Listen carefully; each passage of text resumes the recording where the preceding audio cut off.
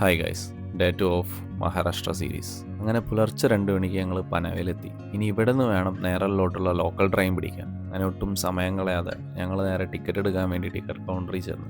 അപ്പോഴാണ് ഒരു സത്യം തിരിച്ചറിയുന്നത്. ടിക്കറ്റ് 4 മണിക്ക് ശേഷമേ കൊടുത്തു തുടങ്ങുള്ളൂ. ഞാൻ അവിടെ 2 മണിക്കൂർ പോസ്റ്റ് അടിച്ചിരുന്ന് തേരാപ്പാര നടന്നും ചായ അടിച്ചും എങ്ങനെയോ ടിക്കറ്റ് എടുത്ത്. പിന്നെ ഇവിടെ നിന്ന് നമ്മൾക്ക് താനെ പോയി താനേന്ന് വേണം നേരലിലോട്ടുള്ള ട്രെയിൻ മാറിക്കയറാൻ. അങ്ങനെ താനേക്കുള്ള ഫസ്റ്റ് ട്രെയിൻ എന്നെ പിടിച്ച് ഏകദേശം കാലത്ത് 6 മണിക്ക് നേരലെത്തിയതും എല്ലാവർക്കും ഒരൊറ്റ മോട്ടീവ് മാത്രമേ ഉണ്ടായിരുന്നുള്ളൂ: എവിടെന്നേലും ചെന്ന് നല്ല ഭക്ഷണം കഴിക്കുക. കാരണം തലേ ദിവസം മുഴുവൻ പീനട്ടും ബ്രെഡിലാണ് എല്ലാവരും ഇരുന്നത്. പക്ഷെ ഞങ്ങൾ ചെന്ന് വിട്ടതോ ഈ കാണുന്ന ഹോട്ടലിലായിരുന്നു. പറയാതിരിക്കാൻ വയ്യ, വളരെ മോശമായിരുന്നു. അങ്ങനെ ഫുഡ് അടിയെല്ലാം കഴിഞ്ഞ് റെയിൽവേ സ്റ്റേഷൻ്റെ ഓപ്പോസിറ്റ് തന്നെ ടാക്സി സ്റ്റാൻഡിൽ നിന്ന് ഒരു ടാക്സി വിളിച്ച് നേരെ അമാനിലോട് ചെത്തി. പെർ ഹെഡ് 100 രൂപയാണ് ആയത്. ഈ കാണുന്നതാണ് മദേരനിലോട്ടുള്ള എൻട്രൻസ്.